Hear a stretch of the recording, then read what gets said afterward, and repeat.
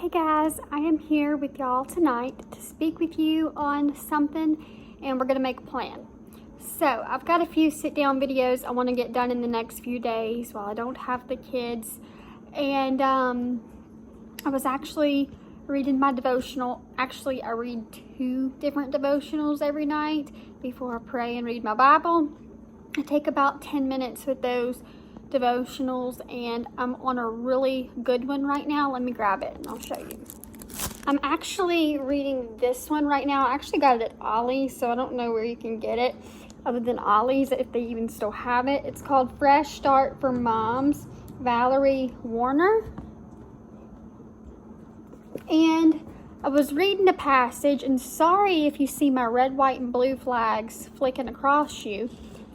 I was reading the devotional for the day, and it was this mother that was talking about, doing work at a bookstore, and she looked at her phone and reminisced on like a video of her kids playing, and she started to feel guilty for the lack of time that she spends with them, because she gets caught up in her own goals.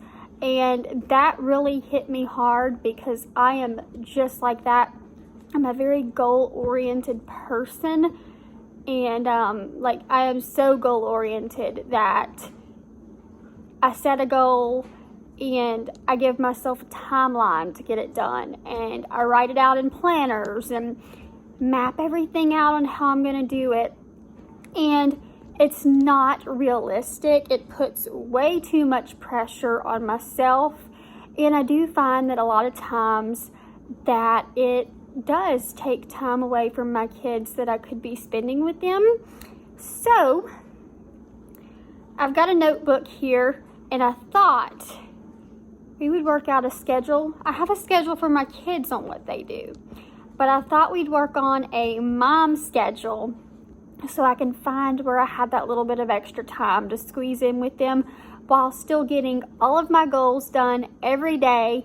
So if you're interested in bettering, yourself, spending a little bit more time on the things that matter to you, then get you a pen and paper, and we're going to figure this out together.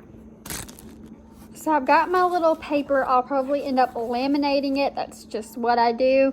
And it just says mom schedule, and we're going to talk about it while I write it out. This may not work. I may have to adapt it, but we'll figure it out. And I think this might be a good step moving forward for me to kind of structure my day a little bit while my kids are also having a structured day because they already have a schedule. I don't have a schedule other than a basic cleaning schedule on the stove.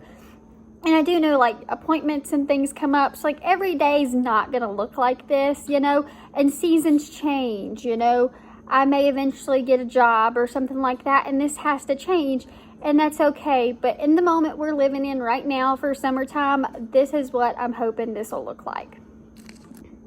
So I'm not a super morning person. Normally we move pretty slow until about 10 o'clock. So, we have breakfast, coffee, just kind of lounge around until 10 o'clock. That's just us. That's what works for us, and what works for me. It takes me a while to wake up. So, at 10 o'clock, I have a daily cleaning routine, and I do strictly follow that. It works out well for me, but I'd like to fit it in a little bit better into the schedule. So, I guess for 10 o'clock, I will say daily cleaning schedule, which on Monday it's cleaning the bathroom. That'll take me 30 minutes to do. But obviously I do have other things on that day, like laundry and stuff. But that can be done. I can just throw it in the wash, and that's it when I have a free minute. So this is just the basic. Monday is the bathrooms. Tuesday is cleaning the kitchen. Just a deep clean because I do clean it every night. Wednesday's the living room. Thursdays I rotate cleaning the bedrooms. Friday, what is Friday? Oh, Friday's the hallway, the laundry room, anything like that. And typically that doesn't take me very long. And honestly, on Fridays I just wait and fold all the laundry then, which is horrible, but I do. And then Saturday is more like the outdoor things, which my kids actually like helping me with. But that schedule works great for me to keep up with things, because if I didn't have that, my house would be a total disaster. So I give myself 45 minutes. So 10 o'clock daily cleaning schedule, 10:45, I'm going to schedule time with the boys. And give myself till about 11:30 with them.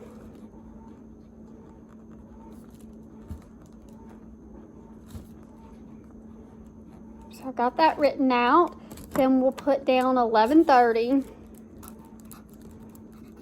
11:30 is gearing up toward lunchtime. So what I'm going to try and do is double batch things. On Mondays, I also cook for the boutique to make cake for the week.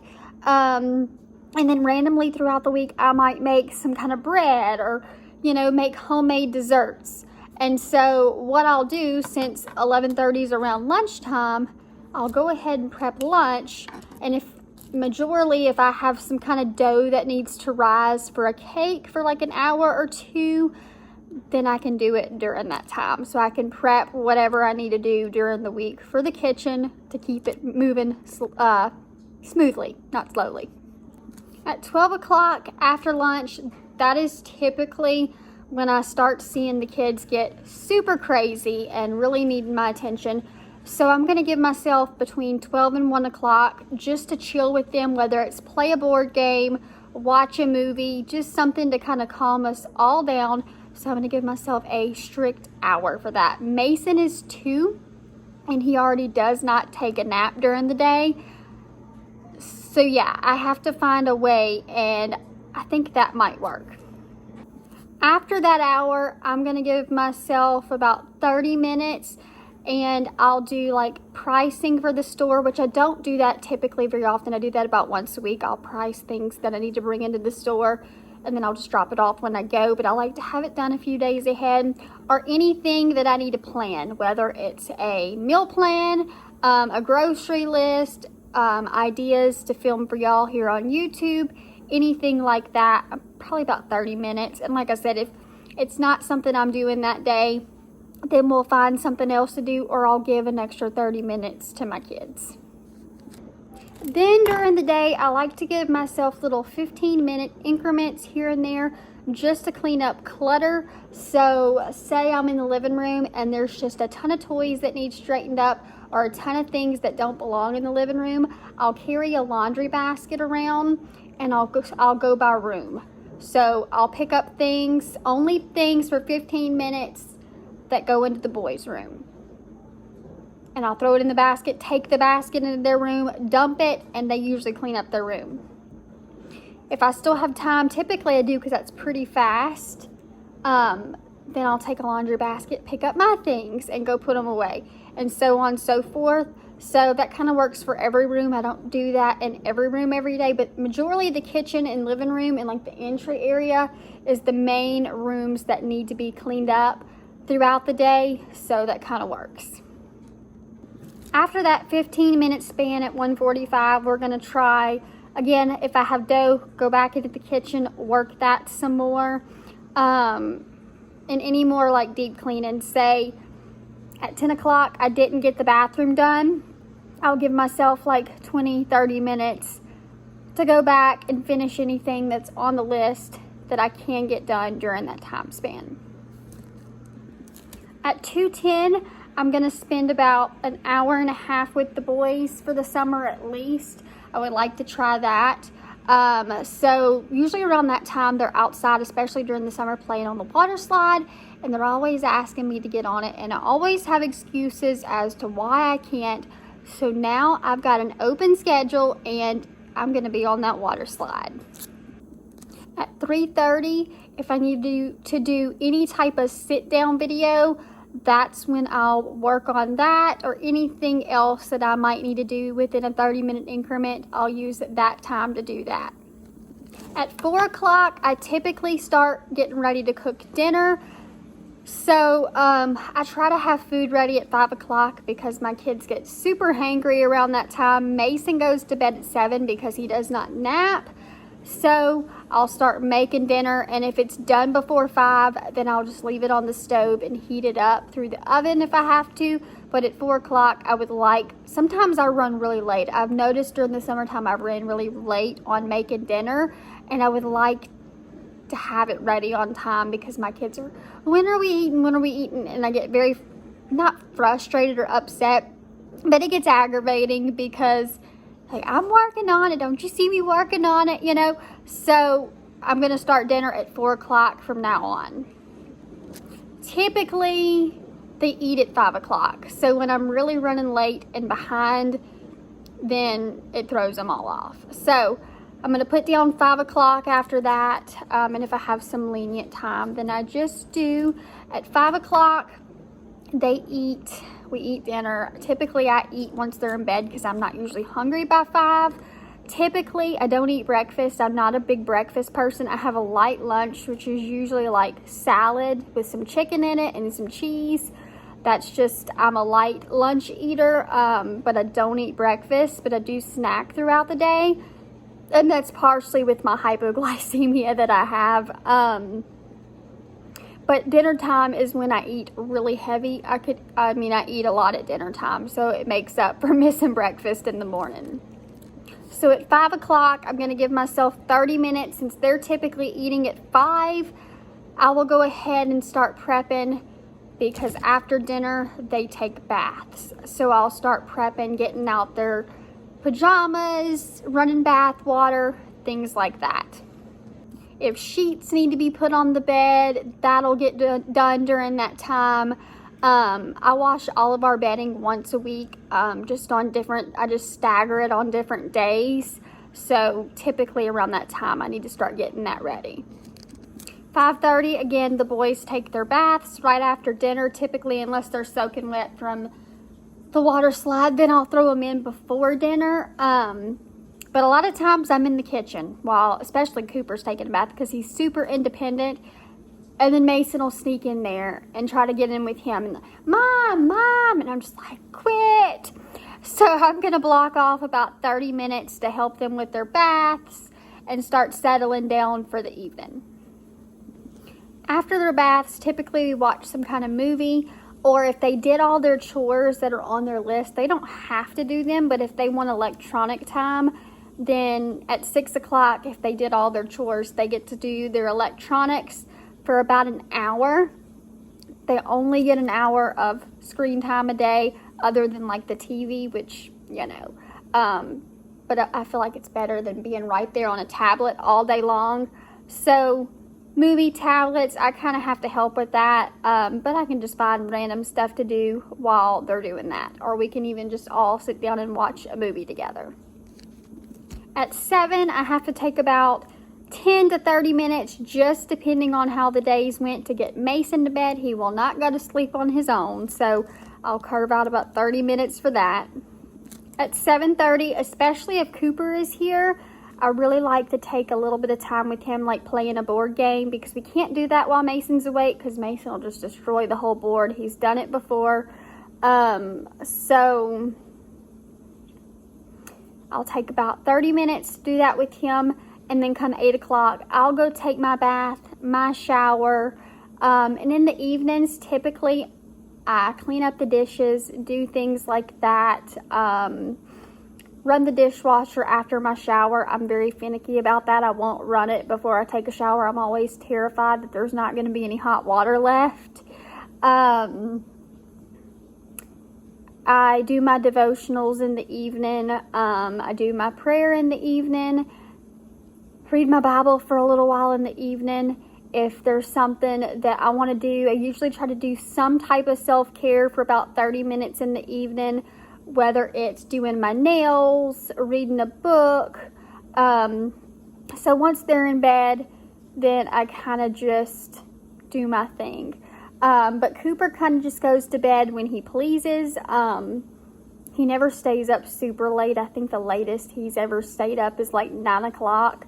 But typically he's watching a movie or something like that once I go and take a shower. And typically when I get out of the shower, he's already asleep from watching his movie. But yeah, so that is kind of how my day works every day. I'm just trying to, between all those things that I typically do, curve a little bit of time for the boys. And so I'm hoping this really helps. Like I said, most of this is already my daily schedule. I'm just trying to see where I can kind of compact some other things that I'm spending too much time on and give a little bit more time to them. So I hope you guys enjoyed this video. Let me know if you're like me and you're an overachiever, goal-oriented person, and it takes time away from your kids. Let me know if you're going to make a schedule to see if it helps and changes a little bit of your life. And I will see you guys in my next video. Bye-bye. I'm coming back on for a second. Sorry, I put my little turbine towel on. But I want to mention something that I actually listened to on YouTube last night, and it kind of bothered me. Like, it hit me the wrong way. It's not a comment one of y'all left. It's actually a mom that I follow here on YouTube, or I'm subscribed to her, and I do watch her videos. And she was kind of talking about her daily life. I'm not going to put a name out there because I don't want to call you out. She was a big family mom. I think she had like 8 kids. And people were asking, no, she did a Q&A video, and that's what it was. And somebody had asked her, how does she have me time? And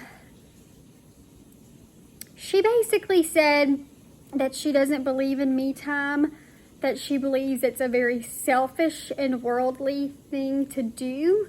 And so she doesn't really carve out me time. Her me time is serving others because she enjoys baking in the kitchen. So she's always cooking and baking for all of her kids.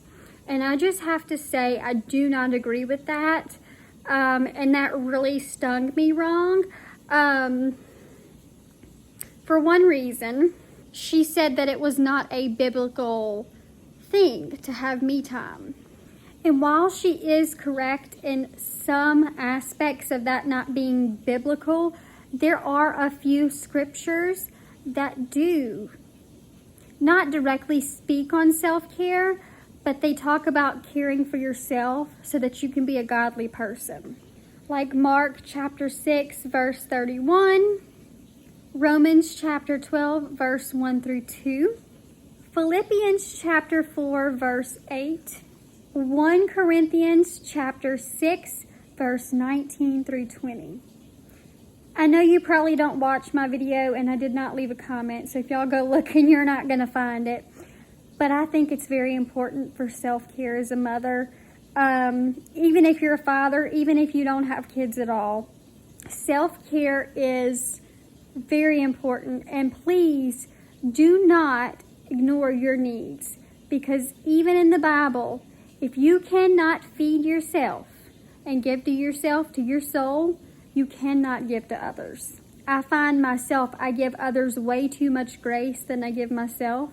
And the only way to fully give yourself grace is to sit down and be like, okay, Olivia, you've got to give yourself a little bit more grace. More than, you give grace to other people all the time, but you have to do it for yourself.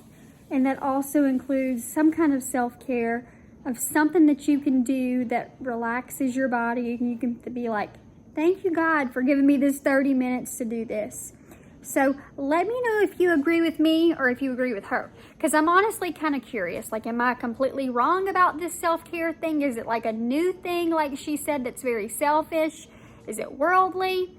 Let me know in the comments down below, and I'm sorry for coming back in here after I said bye-bye, but I'll see you guys next time. Bye-bye.